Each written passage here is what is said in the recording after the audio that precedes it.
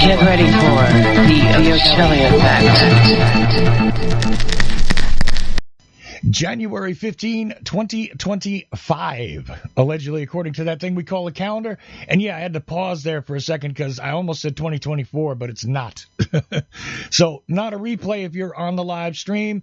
If you're at Ochelli.com or using one of the radio apps, welcome to it. But probably this is going to get loaded into heavy rotation for replay. Why? Well, we have talked about it a few times over the past few months. Larry Hancock, and actually co-authored by David Boylan, okay, which is a name you might recognize from the last Lancer conference, a name you might recognize because he's been on the show before as well. Of course, Larry has been on the show for years, and I talked recently about how extremely proud I am that that Larry has been along with me for a long ride here. And I went for a long ride with this book, The Oswald Puzzle. It is available now, okay, and I'm glad it is. I know the guys over at Lone Gunman and Dallas Action beat me to it, and that's fine. I've been sick, I know, and it is what it is. But on the other hand, I'm happy that I've been along for the entire ride, the creation of this book. And I'm going to tell you this now. I always recommend all of Larry's books, so obviously I'm going to tell you that this one belongs on your shelf too, but it's also an essential book when it comes to understanding the JFK case. Now, that's something I've never said about any of Larry's books. Like, they're great. They're helpful. They are recommended. Yes, absolutely. They're in the top, the top of the game. That's for sure. But I'm telling you now, this one is necessary. It's going to upset some people, I think, and rightfully so. Look, Larry Hancock's going to explain, I think, a little bit about the evolution of the book. Again, we talked about it on the show before a little bit, but now that I have it in my hands, I'm telling you now, I've been able to, and here's a big piece of spoiler work here. When you look at the back of this and you see that, Dick Russell gave a little blurb of the book. Of course, we see, praise for Larry Hancock on the back of the book. It's a Skyhorse book, right? Yeah, this is a Skyhorse book.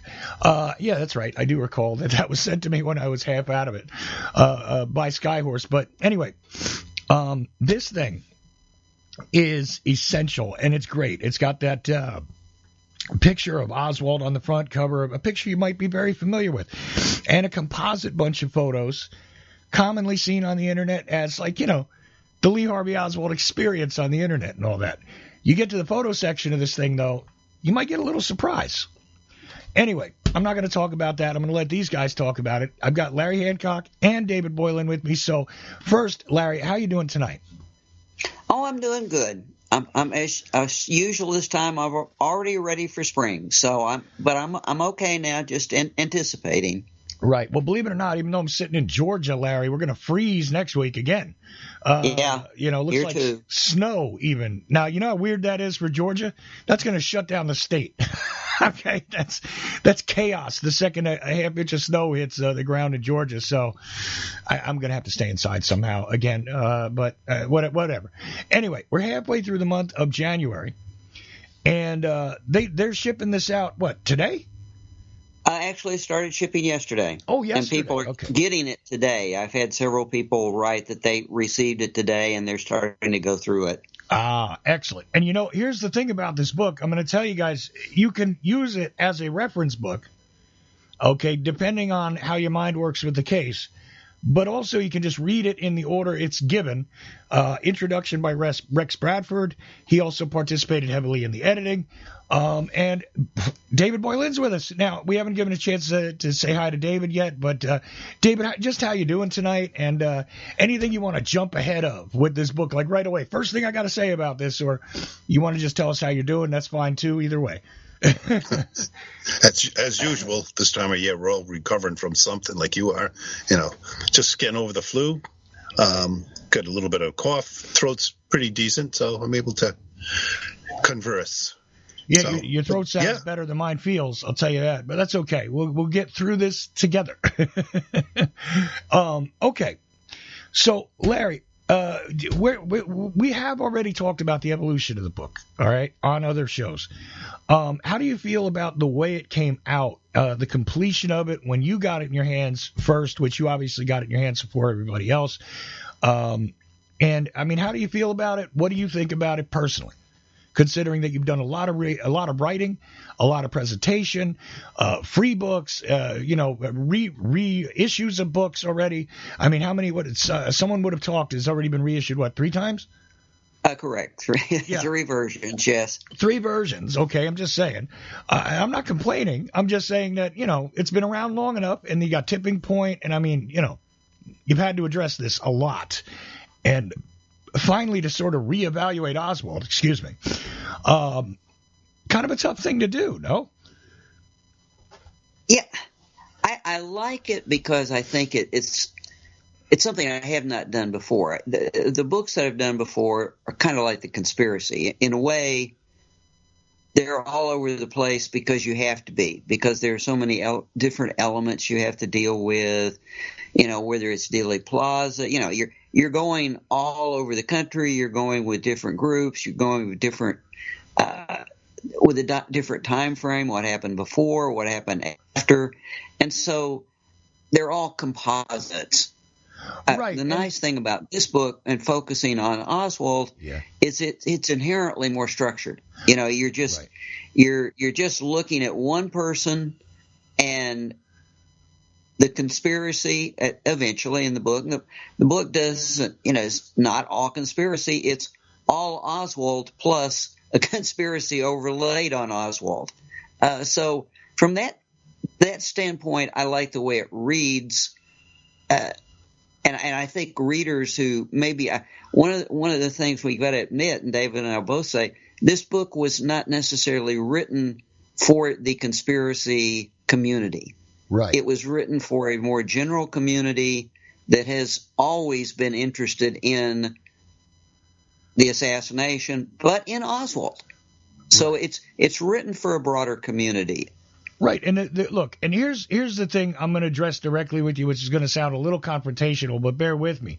If you go with the time periods, okay, and you and I have talked about this before, when you're working in a particular time period, you're influenced by that time period based on what's sort of happening, okay? And you got to admit, there's a big change post 40th anniversary. Everybody talks about a big change since the 50th, that was the big marker, but I don't see it that way. I've always said that once we hit the 40th, things changed a lot because technology, amped certain things up. We had a greater worldwide sort of connection here. You have the Australian group, you have the UK group now, much bigger than it was back then. It has all grown, but it's grown in an atmosphere where it was influenced by its time, right? You have the post-ARRB sort of reality that sets in around the 40th anniversary. You have some innovations that occur. You have the conferences being much more publicly aware, or the public more aware of them, I should say. All of that stuff started to happen in my mind after the 40th anniversary. Now, you're working in that time period. So you go from there to the 50th. Yeah, that's a big milestone. It's a celebration, sort of, because there's been a lot of work in 50 years since the event itself, et cetera, et cetera. But still, a lot of people thought it was over at that point. It is not. And these atmospheres shifted. Now, I'm trying very, very hard not to put any descriptions on them. But maybe you could. What do you think about the past 20 years? And in my mind, this might have not been a necessary book in 2003. You advance to 2025, this is necessary now to reevaluate this character who has been discussed, maligned, demonized, turned into a saint, turned into a 007 figure, turned into a fan fiction figure of all kinds of romantic intent, and da-da-da-da-da-da. And all that nonsense has gone on. A realistic, solid evaluation was needed from somebody who could do it. And in my mind, you're one of the few people who could do it. So here we are, and this is why it's essential, by the way. If you're interested in the case, I didn't say if you're interested in the conspiracy, because I agree with Larry. This is useful to anyone who is interested in this character in history. That's it. And there's information in here that I've not seen before. Okay, that I've not seen articulated. I've seen suggested, but I've actually seen it laid out. And I'm not going to tell you what it is. I don't want to spoil anything for anybody. But you go section to section. Also, each section is named rather explicitly. So you could utilize it based on the section of interest. I was particularly interested in Mexico City. I was particularly interested in the New Orleans reevaluation, etc. But Larry, talk to me about the time period here, the past 20 years. Do you think it changed from 2003, or am I off on that? Oh, it definitely changed, Chuck. And I think when you're talking about this, you're right. Maybe the word I would use would be eras, E-R-A-S. What era are you working in? There you go. That's good. Immediately after the assassination for 10, 20 years, you have the skeptical era, right, where those people that are doing the work are consistently finding problems, inconsistencies, whatever, with the Warren Commission, with the Warren Commission deconstruction, mysterious. The deconstruction and guessing game from the deconstruction, right? Okay, yeah. Go ahead. And maybe that's a good term. They are deconstructing, which means you're pulling it all apart. And what you do when you pull everything apart is it's all mysterious. Right. Everything is questionable. All you know is you didn't get the real story. So everything is questionable. Everything's full of mystery, and that keeps going on through the Garrison era when we add more deconstruction and more mystery to it, more names. I mean, the names and suspects that come out in the first decade are added to. Right.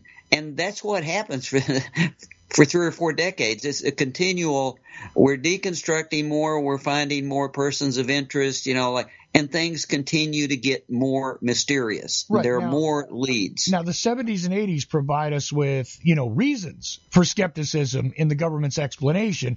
Nixon, the hearings in the Senate, the hearings in the House. The official government record expands. It isn't all made public, but even in the 80s, going into the 80s, we got Iran-Contra. We got, wait a minute. There's a lot of questions we could ask here, and that expands it again, that universe, in that 20 years, right?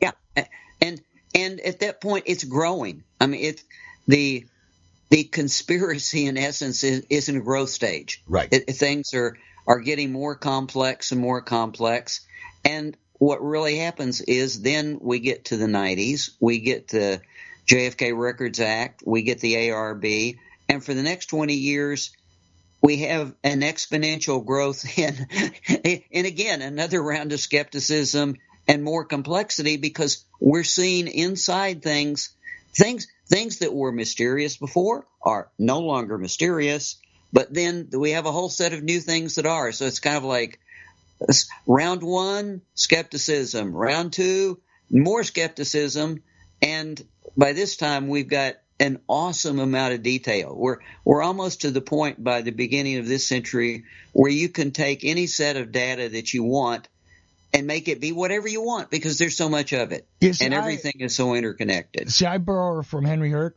and say it's the reasonable doubt era, where you have reasonable doubts, and I don't mean to say that it's just reasonable doubt against the government's case. I mean it's reasonable doubt in all directions, okay, which opened things up wider for that turn of the century I talked about, where I feel as though that 20 years is different. So, but I call that the reasonable doubt era. Again, apologies to Henry Hurt, but go ahead, Larry. Now but that's 20 years. Then we go further, and I think it's a common statement that for history, let's talk about real history.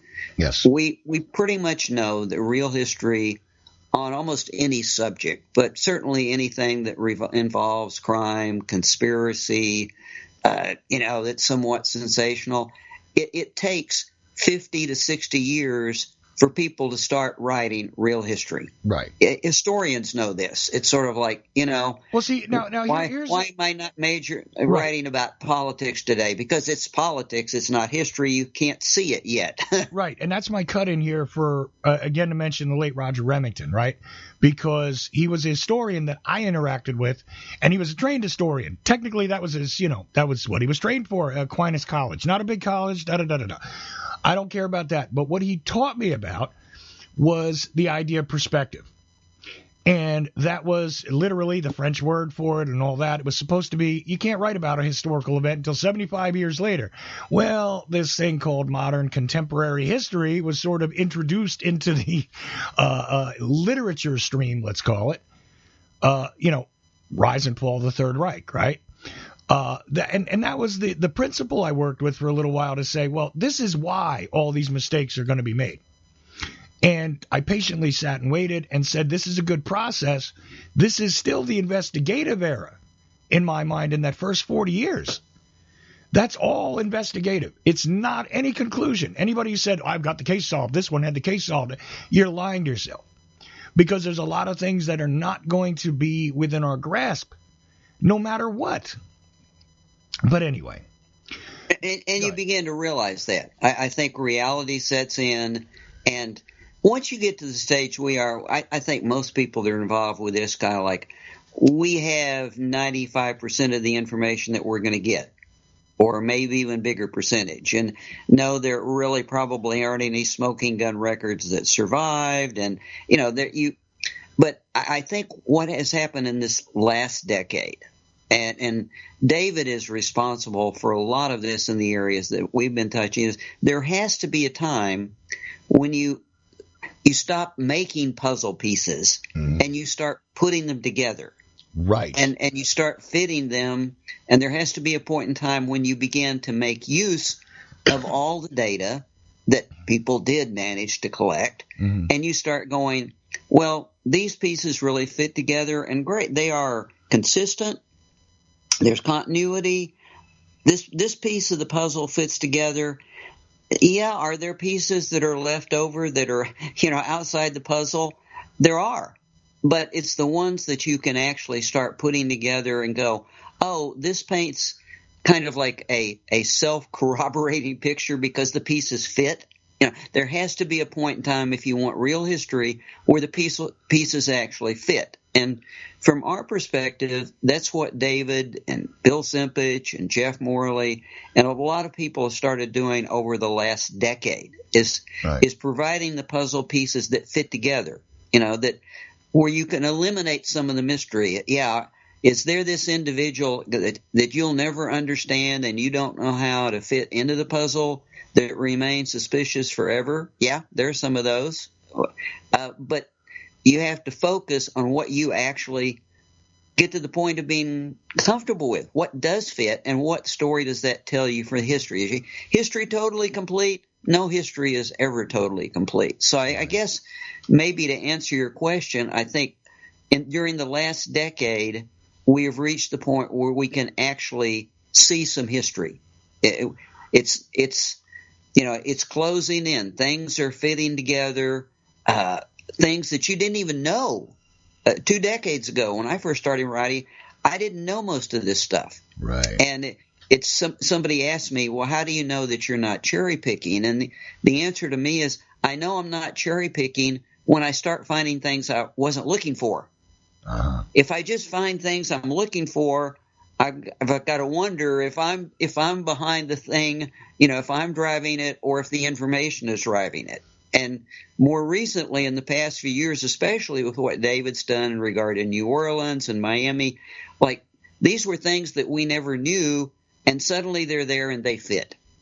That's a real crucial phase. So at this point, I want to bring David into the conversation directly because I want to know what era you jumped in, David, and see what you have to say about what we've said so far regarding these different eras, sort of, and the evolution of the case, because you come in at a very strange time where I took notice of you. I know you had to have been involved before that when I took notice of you for sure. Other people started coming and going, this guy's doing some stuff here, which is a little different. He's obviously combing over things that other people missed. And I go, oh, well, this is a guy I need to talk to. But next thing I knew is everybody knew who you were. And I was like, okay, this makes sense. But when did you come into this exactly, this case? Just before Oliver Stone's movie came out, believe it or not. I was doing a lot of reading. And then when Oliver Stone's movie came out, all of a sudden, okay, we're able to get a lot more documents. But back then, a lot of the things weren't online, so we had to request them. I don't know if you remember. Yes, the RIF numbers, and you had to know what you were looking for. And you submit a request to the National Archives, and every U.S. citizen was allowed 100 free pages. Sometimes they gave you more, so I tried to get like Lauren Hall's testimony, a bunch of things like that. And I also recruited for all of my family members. They all of a sudden started getting packages from the National Archives. So, I mean, that's what it was like back in the days. You had to get the hard copy and could only get so much. So I think everybody I ever met would eventually get their 100 pages in the mail from the National Archives. Right. And that's when the archives, they were very helpful. Very responsive. They were helpful. They were helpful. Even if you made a mistake. Okay, and I made a couple mistakes requesting stuff. They helped me, actually. I actually would get a phone call because you'd give them a phone contact number, and, we had landlines back then, folks. And they would call you and talk to you like, look, you kind of have a little something off. Do you mean this or this? And they would fix it. Now you didn't get it right. They might just send it back to you if you send it, paper through the mail. And the other weird thing, I want to see if, because this seems like you and I came into the case at the same time, which is funny to me. But because 88 is when I come in, 25th anniversary, a lot of media awareness. That's me. But, next thing I know is Oliver Stone hits. I'm then aware of the, release the damn files, people, and I'm going, I'm with them. Let's go. Let's get it out. Let's get it on. Let's get to it. And that's the era I came in. But the weird thing was you got frustrated by it, too, because your 100 pages could get eaten up by, multiple copies of the same stupid, you think you're getting a file of some special importance.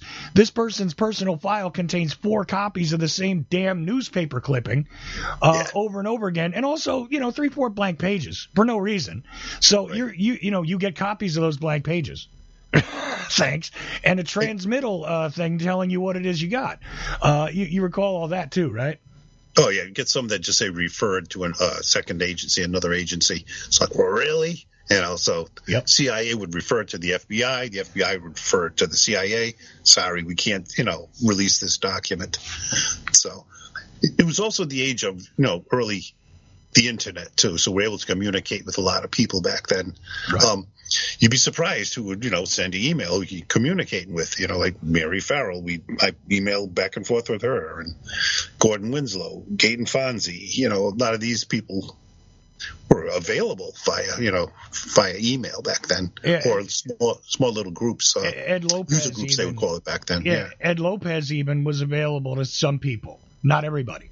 Depending. If you were in the Salandria group, which I had been tangentially involved in, and somehow my email got in there, the first email address I had. And I'm on a list with people that I couldn't believe I was on a list with, and they were starting to share documents. Sure. And they would just be sort of attached. And that was back in the days when, you didn't have a scanner at home. Right?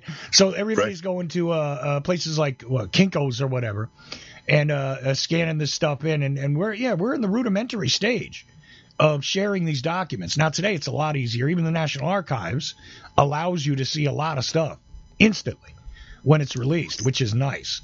But then again, it also becomes suspect, right? Because you're sitting there going, well, if they're making this available, this easily, then how important is it? And a lot of times, again, it's still garbage, or it's something you've already seen somewhere else.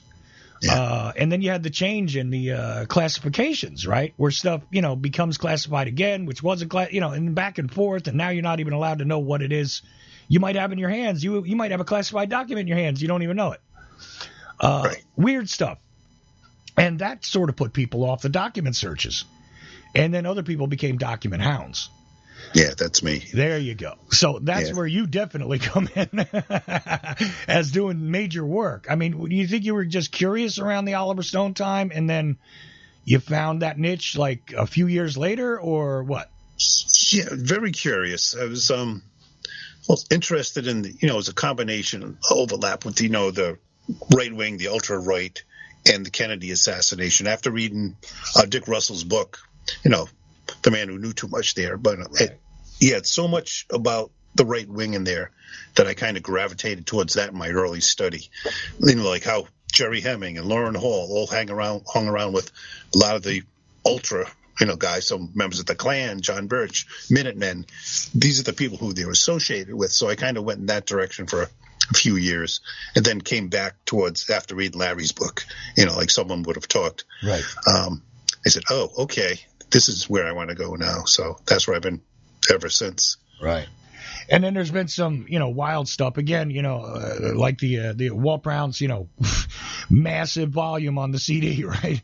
That came out, and you're like, whoa, which Walt worked on for a long time. I was talking to him a lot during that. It was crazy. He called a guy up on the phone. Hey, Walt, how you doing? And he starts off the conversation with, on this date, and it doesn't matter. It was be random. Like, March 13th, this happened, whatever. And March 28th, this is what I'm going to be doing next, because there's not too much that goes on there for a couple weeks. Okay. Whatever. But he's pulling up minuscule things and putting them together in the master chronology. And previous to that, we had some other stuff, the milestone books.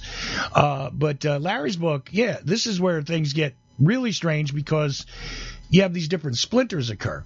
Now, being involved in this kind of a book, I kind of asked you off air, where it is you think you were most involved here. Because I know a lot of this stuff came out of Larry's brain. A lot of this stuff got rearranged by Rex Bradford. Rex, again, writes the introduction to this book, but he also did a lot of editing work on it. I don't know if Skyhorse went over it again. I don't know if they would have had to after Rex painfully edits things. And that's said with a lot of love, Rex. I want you to know. But I got to tell you, some authors have described Rex's editing as painful. I'm sure Larry didn't take it personally. But no, that would be me. Yeah, he knows that. Okay. I was trying to leave you out of it, Larry, but okay. That's on you. But anyway, I mean, being involved in this process, David, just, last thing, and then I want Larry to pick up after. How do you feel about it? Because this is, in my mind, seriously, and I don't just say this because I love Larry. If this book sucked, guys, I tell you, this book is terrible, and Larry dropped the ball here. I would tell you that, but he didn't. And neither did David, and neither did Rex. Nobody did. This is an excellent volume if you want to study Lee Harvey Oswald. Okay, and I'm not talking about the conspiracies. I'm saying you can put all that crap in context from what I've read, and I haven't even finished it yet because I've been ill, but I can see already that I can take apart individual areas of the conspiracy and use this book to guide me. Okay, and I'm not saying, everything in here is 100%. I never say that, but I will tell you that this is as close as you're going to get to an independently written reference book, okay, on Lee Harvey Oswald. And as much as, say, like Robert Groden's picture book, The Search for Lee Harvey Oswald, is a really good volume if you want to see every visual image that could possibly be gotten a hold of. Even so, this book has a couple images I haven't seen before. At least that I don't remember seeing them. Maybe they have been seen elsewhere, but I don't remember them. But the visuals are just a side issue in this book. It's nice, but not the key. The information is key, and this is an essential book if you want to study Oswald. So, David, how do you feel about being involved in this book anyway, just in general? And then I'd like Larry to pick up and tell us what we need to know about it a little more going forward. Well, thank goodness Larry pulled me into this, so we've actually worked together, I don't know, over the last 5-6 years, sharing as much as we can, because it's the only way we're going to get to the bottom of this puzzle, Oswald puzzle, is when we share data, share findings, share thoughts. Yeah, great collaborative piece, actually. You both did at Lancer this year, Larry remotely and you in person, which was really excellent. Now, I didn't watch it live because I was busy doing a lot of other things, but I looked back at it, and man, you guys did an excellent job setting this book up, in my mind, at the Lancer conference. But go ahead. Sorry. I just wanted to point that out. It was really good. So, I mean, as Larry, he started the whole ball rolling, and I just kind of added to it, as it just it's like a snowball going downhill. Just kept picking up steam and picking up pieces, and just eventually turned into a good shape towards the end, as you can see. Yes. And eventually, as Larry said, well, we got to stop soon. We just can't keep adding to this. It just keeps growing and growing and growing. Want to make it readable after 452 pages. So right, Larry. Yeah. Certainly, there were other questions that could be asked, but the space to answer them, and I think that opens a very good point about the book, about the Oswald section and the other section, the framing section, if you will. Right. Yeah. One of the things we tried to go for in the book was a lot of balance, because we're taking positions on certain things, but we realize that there are counter positions that have been around for a long time. So a lot of work went into saying, all right, this is our assessment. Other people think differently, and here's where you can find their view. So there was a lot of time spent putting in links and references into opposing views. So if somebody gets hooked on this who hasn't been in the game at all, they can check it out and go, well, all right, I like their picture better than your picture. Okay, fine. But I think a real important part of it is that what David brought to it, and Chuck, I think readers will. This is really two books in one. It is a book on Lee Harvey Oswald, and the reason it's a different kind of book on Oswald is it's about Oswald over an extended period of time. Because most of what all of us have written about before is Oswald at a point in time, at like a slice, which is what the Warren Commission did.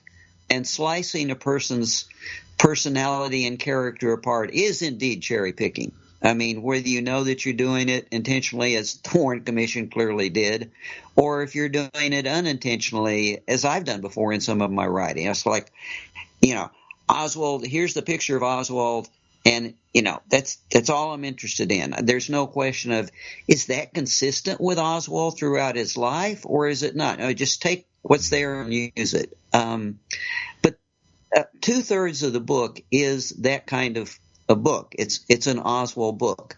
The last third of the book is where David's work made a huge difference, and where the leading work Matthew Smith described deserves a great deal of credit for this, because he opened up a lead that nobody had ever found before or pursued before, and which led to actually the final third of this book, essentially following that lead, not knowing if it was real or not, and then have everything fall into place to say, yeah, it looks like it was real. Mm-hmm. I wish Matthew were still around to see where his lead had gone. But David's work for the final third of the book, which is a speculative scenario of what Oswald was doing in the couple of months before the assassination, the week of the assassination, or the day of the assassination, really relies on David's work of tracing out this lead that Matthew Smith had established in the first place at Redbird Airport, right, and adding in an understanding of the CIA and CIA operations out of JM Wave and CIA contacts in New Orleans that we didn't even know a decade ago. As a matter of fact, we didn't know some of the most key connections in New Orleans until 2 years ago, while we were working on the book, and David found them. Right. Now, just for the listener, though, real fast, Larry, you don't even get to New Orleans. This is the interesting, to give an idea of what Larry's talking about regarding how long of a time period they go over in this book. You don't get to New Orleans in this book until halfway through. Okay? Yeah, right. Literally. I mean, I think it's almost exactly halfway through the book. You land on New Orleans. I've never seen that before. New Orleans is almost like in the introduction to half of the people's books, right? It's like, hey, you know what? Before he was in Dallas, guess what? He was in New Orleans. And everybody does that, right? This is a slow burn building the entire sort of lifespan of this kid. And again, I say this kid because, look, I'm 52 years old now. I'm looking back at a guy who lived 24 years. All right. This is not an old man. This is not somebody who lived long, as far as we know. Okay. And it's weird because people have built 500, 600, 800-page books off of 1962 to 63, and then they mention a little bit of 59, 58, right? And that's it. That's all they talk about is a 4-year span. And, Kennedy's dead on Friday, Oswald's dead on Sunday. All right? I mean, it's literally that fast. And they build 800 pages out of it. This is actually an examination, which is different. Very, very different. I don't even know how to exactly explain it, but again, I think David's style I can see in the last part of the book, which I didn't finish yet. I'm going to get to the speculation. I think we're going to have to do a whole thing about the speculation itself. But the Redbird thing you've written about before, Larry, how much did that change, by the way? The Redbird thing actually is two things. One thing is it all goes back to a fellow named Ray January, and I worked with that lead actually with Matthew Smith himself before his death and after his death, because certain things January revealed he would not allow to be put into print until after he passed away, and then you had to take his information and you couldn't work it with him. You had to reverse it, like verifying aircraft identity numbers, and the Redbird's story by itself probably has been in play for 20 years or more. But what David brought to it is it was always, could we confirm any parts of it? He gave us Ray January gave Matthew what he had seen, and then he passed away. How do you verify it? Well, amazingly enough, in David's work in GM Wave and the people who were working in projects in 1963, you can actually identify the people that Ray January spoke to that he had no idea of who they really were, other than they were coming to him from the CIA. That's just a kind of a subplot in all of this that developed on its own with, again, not, like I said earlier, not having an agenda, just kind of looking at it, and then at the end go, gee, it's amazing that this fell into place. I wasn't even looking for this, because there are actually two independent stories about two different aircraft at Redbird. One of them doesn't relate to Lee Harvey Oswald at all. One does, but both, when you can tie them together, substantiate the credibility of Ray January. Right. That's just this part of this whole thing. When you get to a certain point, if you're lucky, all the pieces that didn't fit before and weren't within the puzzle frame, it's like, oh, yeah, I see where they go now. Right. Which is interesting, because I think of 25 to 30 years ago, I think it's the first time I heard about Captain January. Okay. But it was so vague that I didn't know what to do with it. And then I read your article on it, and honestly, Larry, this is one of the ones I was like, well, this is interesting, but I don't know what to do with this. That's pretty much where I left it, But I didn't either at the time. It wasn't until we got information from AmWorld, right. Talk about document disclosures. We didn't get those again until 10, 12 years ago. Right. And then the crypt busting, which we should refer to because David has been a big part of that with Bill Simpich and others.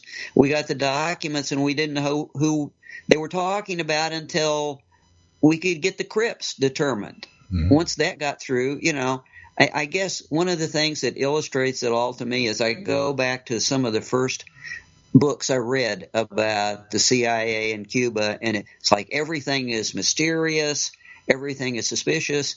But now in 2025, we're at the point where David can actually give you an organization chart of the JM Wave station.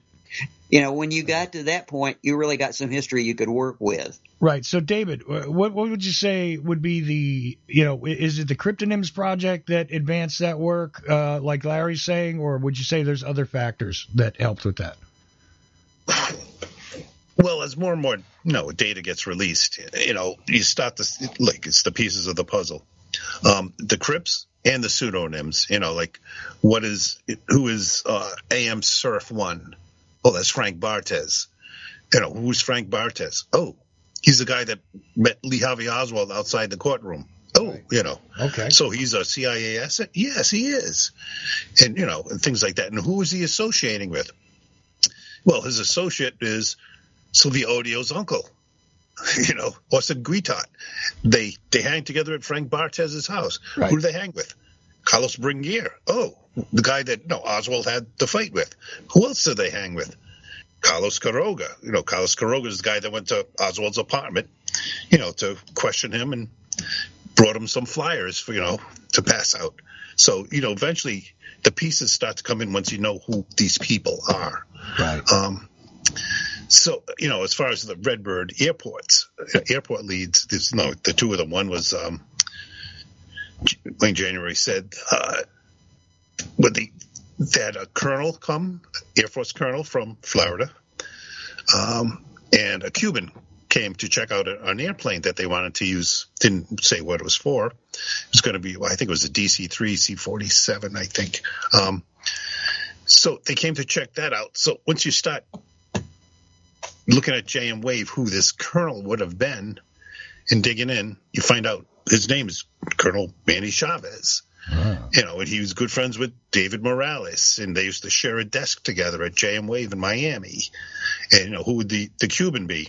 Well, there's some clues that January gave us was that he was the chief of Air Force, the Cuban Air Force for the Bay of Pigs. We didn't know all that way back then, due to documents not being released. Mm-hmm. And we find out his name was Manny Villafana. So now we know who that guy is. Who is he? You start tracing that path down. We find out he's working for Commandos Mambises out of JM Wave and working for David Morales. Mm-hmm. And he's the guy that ended up saying, on Thursday, he said, Wayne, he says, what's going to happen is they're going to kill your president on Friday. So we actually have that report. Right. So a lot of clues that, come out of that whole Redbird airport. The second piece is, there was a man and a woman in a car, mm-hmm. and somebody sitting in the back seat that January identified, said, looks like Lee Harvey Oswald to me. And they wanted to rent a small little Cessna to get to Mexico. Right. And January thought it was, thought they're actually going to try and hijack it, and they wanted him to fly it there, and he just says, no way am I doing this. Mm-hmm. So there's a lot of details like that. Who would those people be? Things like that. We came up with some possibilities and things, but that's what the Crips and the people, and the whole looking at the big projects, how it all comes together. If that makes sense, but I'm not going down too far a rabbit hole here. No, but there's a lot of action here, which involves the people that have always been suspected, right? It ties to the Bay of Pigs. It ties to those people. It ties to the Castro pro-Castro anti groups, different ones, whether it's the DRU or it's the, however they describe the Cuban directorate, whatever. And then you have this other group. Okay. All this stuff comes together around this guy who's supposed to be nobody, Lee Harvey Oswald. Why is he involved in all this? And that's the big question that people have had for a long time. But it's always been because there's all these unidentified people. We know who Sylvia Odio is. We know who her family is. We know who her uncle is. They're naturally part of this situation. But then comes all these other individuals, right? The one weird visit everybody talks about. But it goes beyond that. And it always has, but we didn't know who these people were. The one guy says, look, he looks like a Cuban. The other guy says, this guy looks like a white guy. I don't trust this guy. This guy looks like he's military. Back and forth, everything. And you got a loudmouth like Berenguer, right, who is in on some of this stuff too, but he's naturally involved because he's anti-Castro. And why is Lee Harvey Oswald fighting, seeming a staged fight, a lot of people said, in the street in New Orleans, which give people a hint about that a little bit, like about that incident itself, which we've all heard about a million times. If you've ever studied Oswald at all. I mean, just talk about that a little bit. Yeah, I think one of the things, and that when that's considered all by itself, it's one thing. Like, this is really, could this be coincidence? Obviously, somebody is making this happen. What's the net result of this? But what emerges from a longer look at Lee Harvey Oswald is, in terms of Oswald's own personal agenda, it's quite consistent. That there's nothing really that strange about the fact Lee Harvey Oswald, by that point in time, for some 4 months, even before he had left Dallas, had started communicating with the Fair Play for Cuba Committee, had actually started leafleting in Dallas, and been chased off by police in Dallas through a department store downtown Dallas.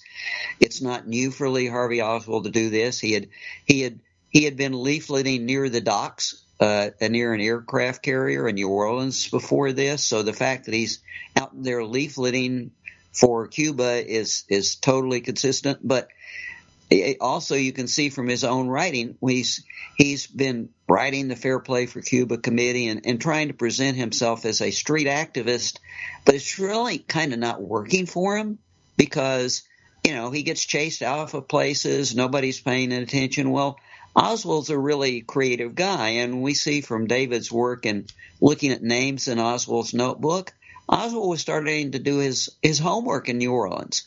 He was inquiring into Cuban groups, Cuban stores, TV and radio outlets. Oswald was clearly working towards, okay, I've got to if I'm going to do this and I'm going to make a name for myself, I need to do something more sensational.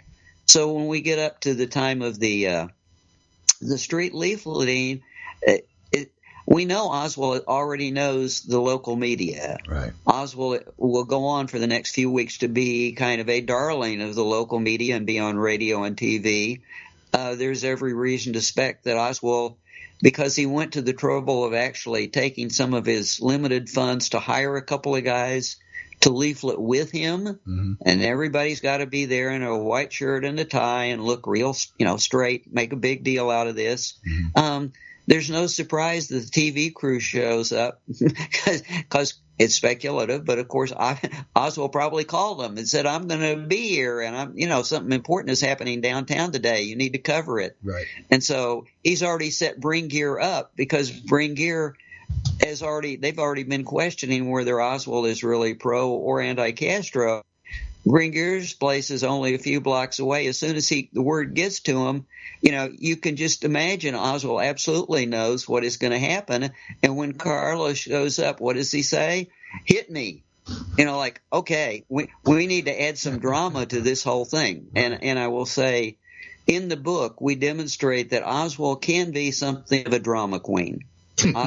Oswald knows how to get attention. And when you just cherry pick that and go, oh, well, here and there, and when you look at the picture altogether, it is not unusual to find Oswald doing dramatic things to draw attention to himself.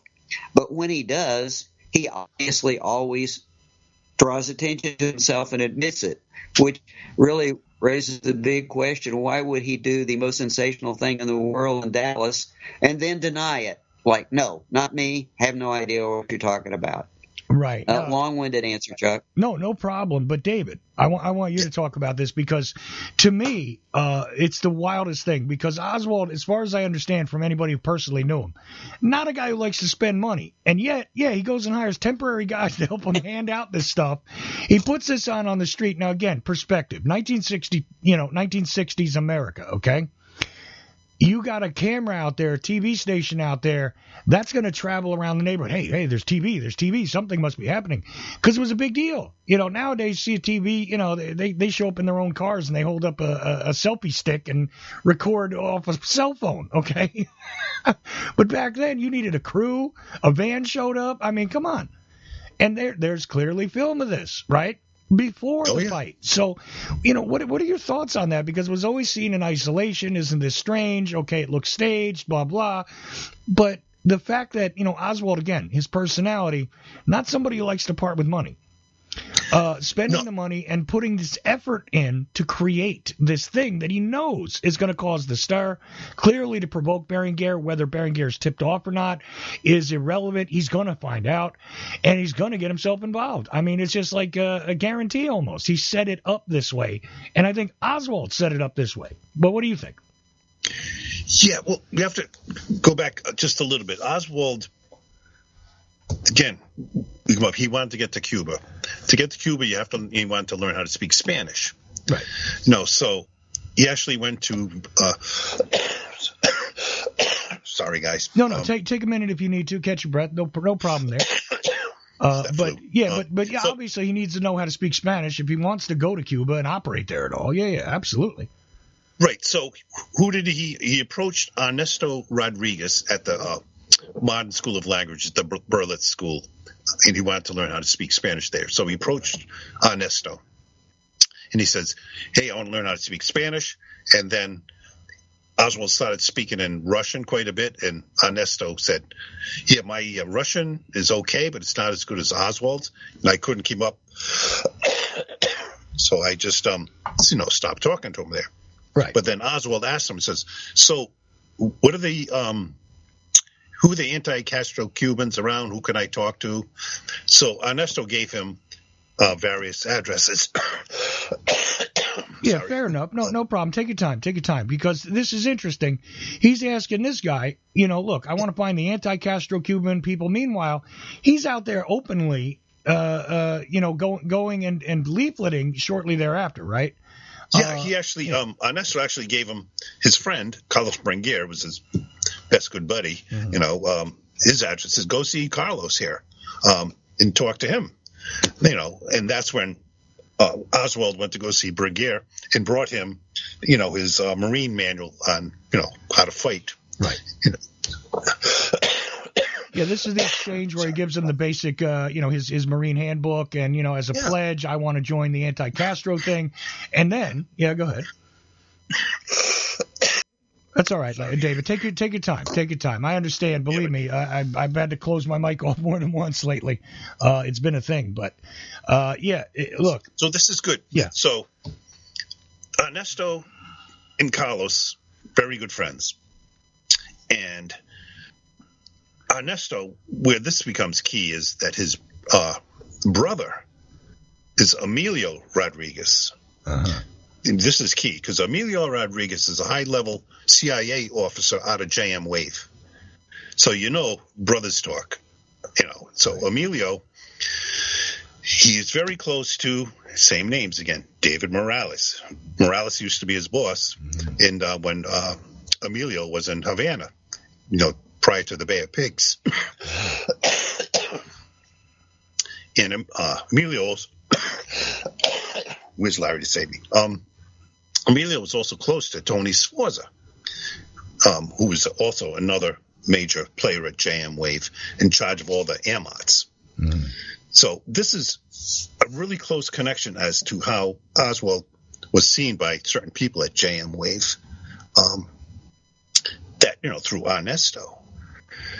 And so Ernesto was also close, go back a little bit, he was kind of close to Guy Bannister.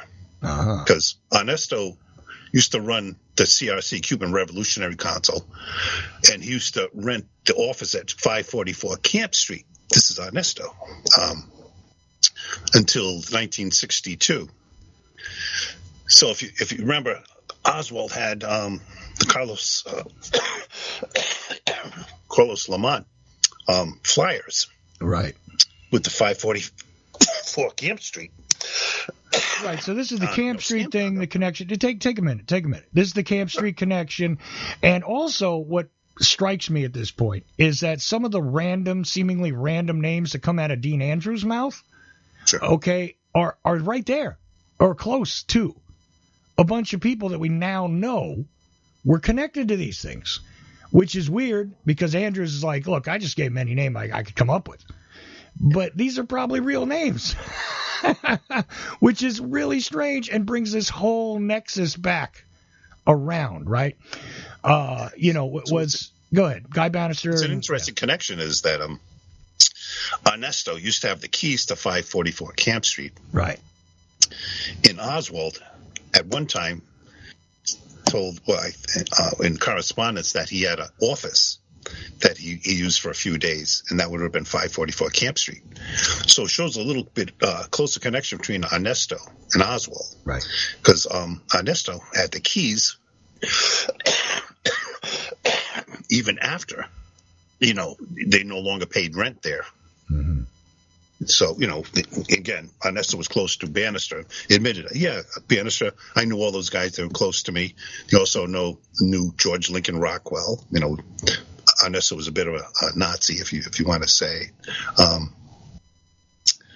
So, I mean, that's it. Again, Ernesto was close to Frank Barthez. They'd all meet at his house. Close to Sylvia Odio's uncle. So you could see how Odio's visitors, Oswald, and the two guys that went there, where they got their information from. They get it from these guys. Yeah, now it makes sense that they had this idea and this presentation about, we get your uncle involved here, we want you involved, all this kind of thing. And hey, meanwhile, they're talking about this guy Oswald. And, it seems to come out of nowhere until you realize that it makes sense in that nexus, right? Well, anyway, Larry. Larry seemed to have got lost. Yeah, Larry, are you with us still? Let's see. I might. He may have dropped off somehow. Yeah, boy, I'm sorry about that. So, David, I'll tell you what. I'll complete this with you if you want, or we could try and take a break and see if we could catch Larry again. But I don't see him there. Let's see if we can pull him back in real fast, okay? Yeah, see if you pull him back in, and I'll finish up a few things. If you don't mind. If you don't mind. Yeah, go ahead and continue about this nexus, though, if you don't mind, and I'll see if I can grab Larry again. Yeah, so a lot of what's kind of new to us is that Sylvia Odio's uncle was actually a CIA asset. And his case officer was Carl Trenton, who worked out of the Cuban desk at headquarters. They wanted him to be a cutout. Augustine Guitart, Sylvia Odio's uncle, to be a cutout. Hello, Chuck. Yep, there you are, Larry. Great. I pulled you back in because I somehow lost you there. I don't know why. It's my internet is down. Oh, okay. And I've been trying. I just came back, so it was my internet, basically. All right. Well, just came back up. Well, we'll take a minute here and let David continue with. He's talking about the Nexus in New Orleans and how it expanded and started to encompass a lot of known names. But just mute out for a few minutes here and let it build up a little strength, and we'll bring you back into the conversation to close this out. But David, sorry about the interruption to what you were talking about there. Back to the Odio situation, right? And who it is was being sort of pulled into this. Go ahead. Yeah, her uncle, Augustine Guitart, was actually a CIA asset. It's got a huge 201 file. He had a case officer, Carl Trenton, worked out of the Cuban desk, special affairs staff, right. Using him to recruit his uncle out of Canada. So he ended up becoming a CIA asset just up until just before 11/22/63, which I find very interesting. Mm-hmm. Trying to think what else about Guitart. He was close to Tony Verona. I don't know if you remember who Tony Verona was. He was one of the original guys that were going to assassinate Castro, along with Johnny Roselli, Bill Harvey, and that crew. He had, He was the guy that was going to bring the pills to have Castro assassinated. He was that close to Tony Verona. Verona stayed at his house on 11/14/63. Just to show you how close these guys were. Right. These guys weren't inconsequential. They were connected. They knew people. They knew, a lot of the names that were, surfaced over the years as possibilities in the assassination. Right. Well, and again, all of them tying together around this one particular location and around this particular time period from the summer of 1963 into the fall, and then at the end of the fall is the assassination. Yeah, I mean, if you look at Sylvia Odio's uncle was at Oswald's court appearance, along with, Bringuier, Frank Barthez, Ernesto Rodriguez. All these people were there in court. They wanted to see, Oswald, in court, so which is amazing, I think. Right. So they all knew who Oswald was. So he was no secret there to all these people. So one thing that's undeniable, anyway, is this idiocy that has always been put out by the CIA. Like, we had no idea who he was. Right? Like, that's garbage. That's for sure. Now, whether that means anything or not, as to, whether he is actually the assassin, I don't even want to get into that question. We're just studying this guy and his movements and who he's around and who he's connected to here. And you can draw your own conclusions from it, but it's too much to just be a coincidence. It's just that simple. Larry, I kind of want to go to you for a sort of a final word on this and sort of close this out if your internet's strong enough and if you're feeling up to it. What do you think is the key important thing that is different about this book? Because, as I said, I've never seen one constructed this way. I've never seen the time taken on Oswald that's been taken here, and the breakdowns, the sections, the way they're laid out, also never been done before. For instance, one chapter I found it kind of ironic, Oswald and the CIA. And I remember reading a book by that title some years ago that I had trouble with. Anyway, I don't have trouble with your chapter. Anyhow, Larry, how would you break this down? I think the big difference is that we have all, me included, looked at Oswald as like a tool, as something that is being used. Yeah. That doesn't mean that Oswald was not being used, but it doesn't mean that he was being used wittingly. And I don't think we've often gone far enough back in the time, as we did in the book, to go, what's the real Oswald? What are his interests? What are his worldviews? Is he just taking orders from somebody? We see him in all these different interesting situations. Did half a dozen different agencies contact him at different times and give him different orders, and he just willingly shifts from one agenda to another agenda? Whatever anybody is telling him to do this week, he does, even if it seems to be in conflict. Like he just is a puppet. But when you look at his life history and his character and his personality, a couple of things really stand out from his teenage years on, from his school years on. Is one thing that stands out is Oswald never willingly took orders from anybody.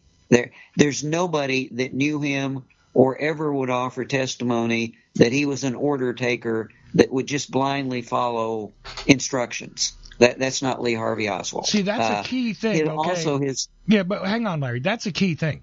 Because whether you trust Ruth Paine or not, she makes that case. Whether you trust his childhood friends and what that means, they make that case. His own mother comes out and says, look, I had problems with him. I couldn't get him to, do this or that. He's a truant in New York City.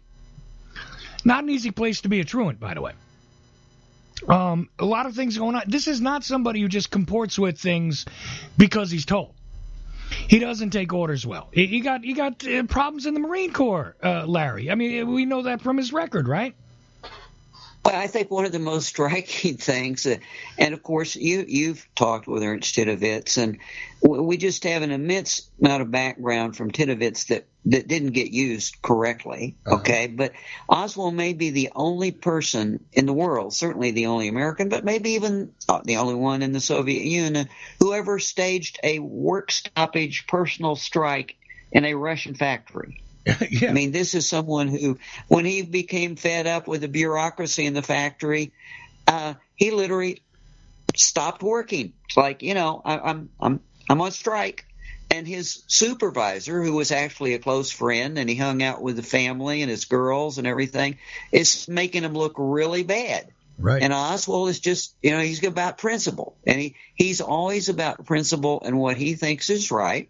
And so just another example of, no, if Oswald is in sync with you, he can be, if you agree with his views and whatever, he talks to you, he's friends with you, he can be a great guy.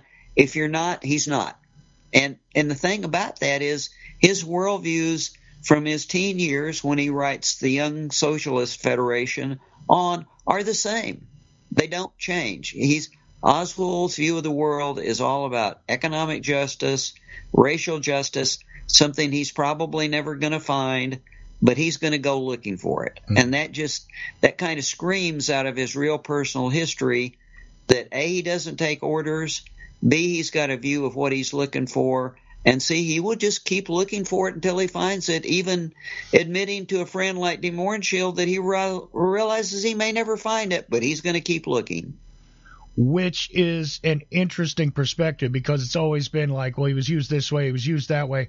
And that doesn't mean that he wasn't, because you could just take a guy like this and sort of direct him with a prediction about which way he's going to go.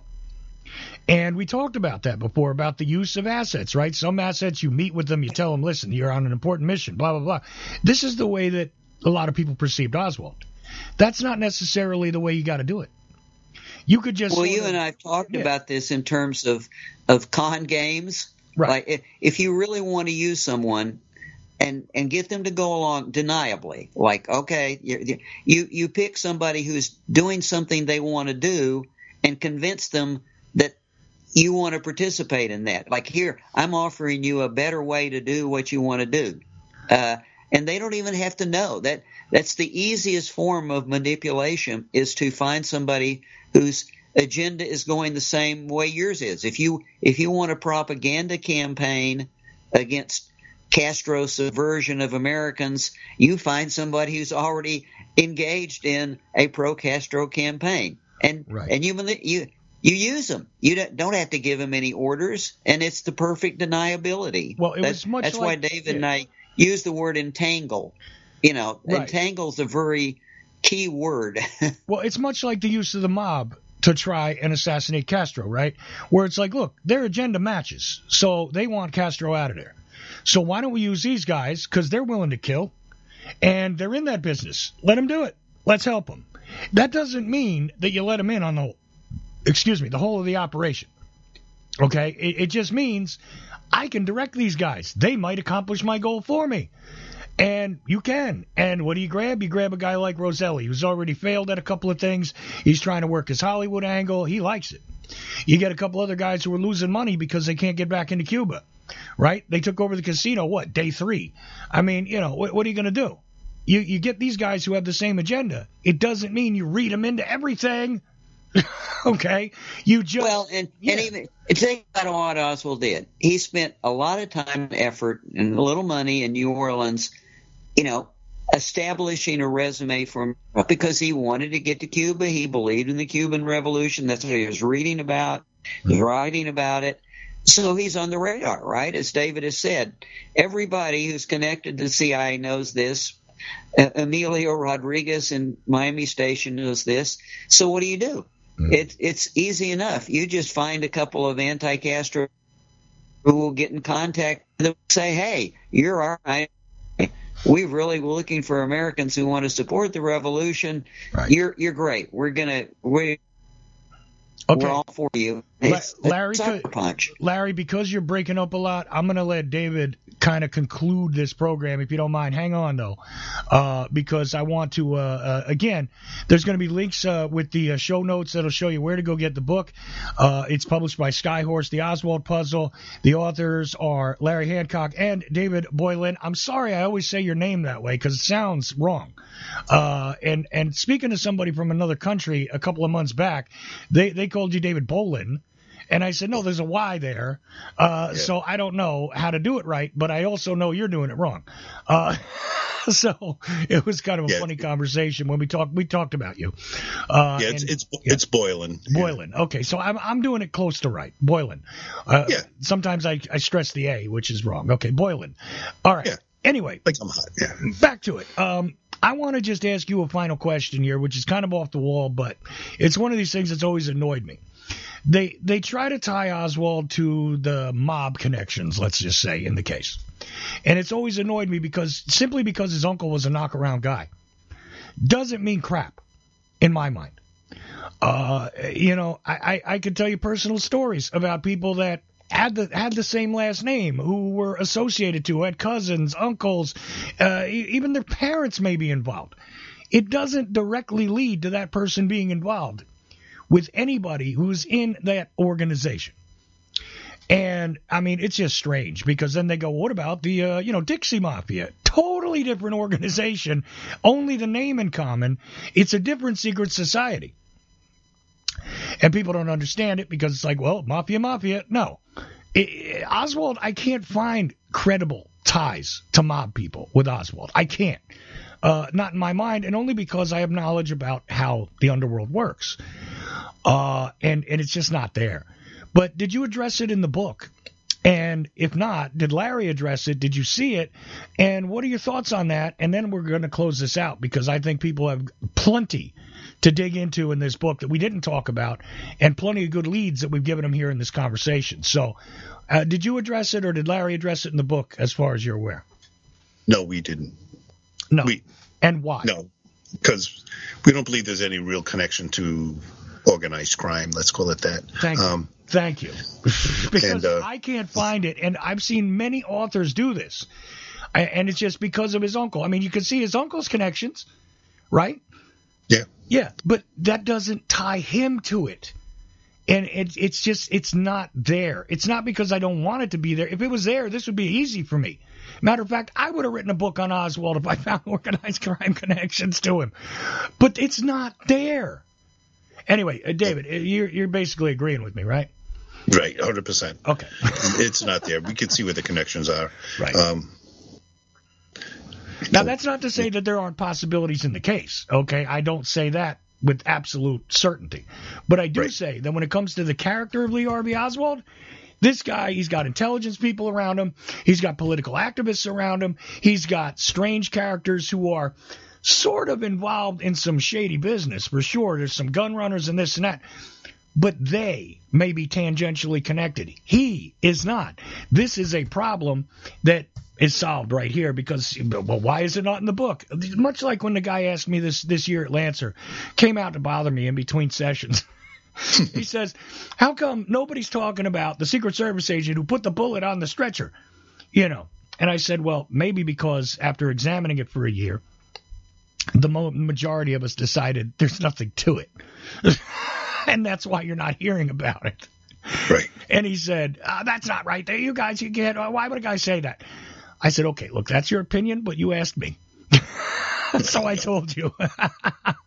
You know what I mean? And I love that basically this is something David and I have in common, which is you asked me, I answered it. That's all I can give you. You know, well, if I can find it, I'll find it. And if not, I got to tell you, it's not there. And it's not there. I love that. About your work. You don't just sit there and say, well, I'll take your speculation and try to run with it. No. You say, let me see where the evidence is, and let's see if it can hang together. And if it can't, maybe it's not evidence. Maybe it's just an incident. But if things hang together, we got a story to tell. That's like how a prosecutor should function. You know, and that's how the prosecutory brief should have been written about this guy to begin with. But the Warren Commission didn't do that.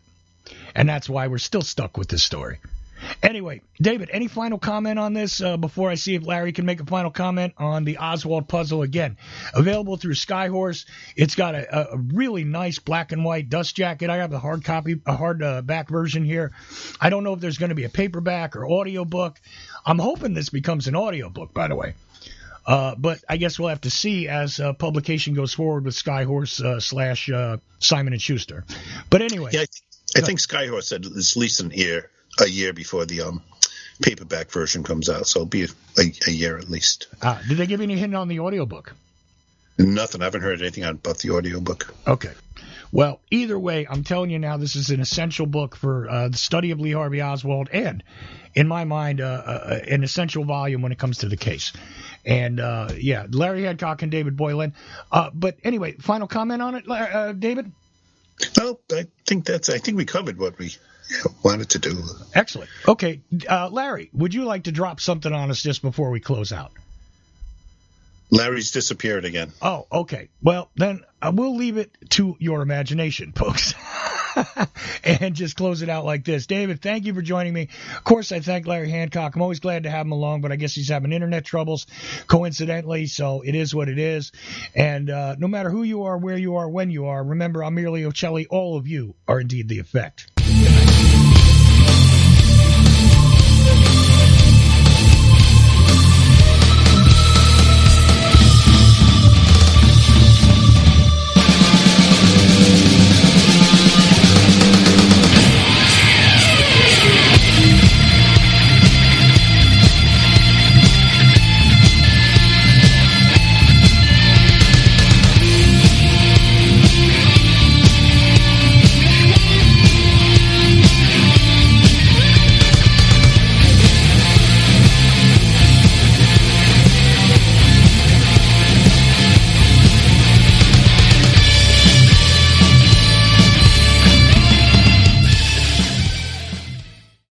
Ochelli.com. The Ochelli.com radio network. Yo, this is Doug Campbell, host of the Dallas Action Podcast presented by Wall Street Window. And you are listening to the Ochelli Effect, revelation through conversation. In Denial, Secret Wars with Airstrikes and Tanks by Larry Hancock. Secret wars became a staple of U.S. covert operations and are still happening today. Larry Hancock's book, In Denial, rips the cover off many of them. Using new files, it exposes things about the Bay of Pigs that no one has ever written about before. It shows why it really failed and why the United States did not learn from it. It also shows why other countries today are doing secret operations with more success. This is the book that puts what some want to deny into the light. In Denial, Secret Wars with Airstrikes and Tanks. Larry Hancock. For more information, go to larry-hancock.com. Pick up your copy of In Denial at amazon.com in digital or physical form. The War State by Michael Swanson explains the great national transformation that took place and put the Kennedy presidency in the context of the times and reveals never-before published information about the Cuban Missile Crisis. President Kennedy would not have been assassinated if he had been president 200 years ago. His assassination took place in the context of the Cold War and the rise of the national security state. Before World War II, the United States was a continental republic.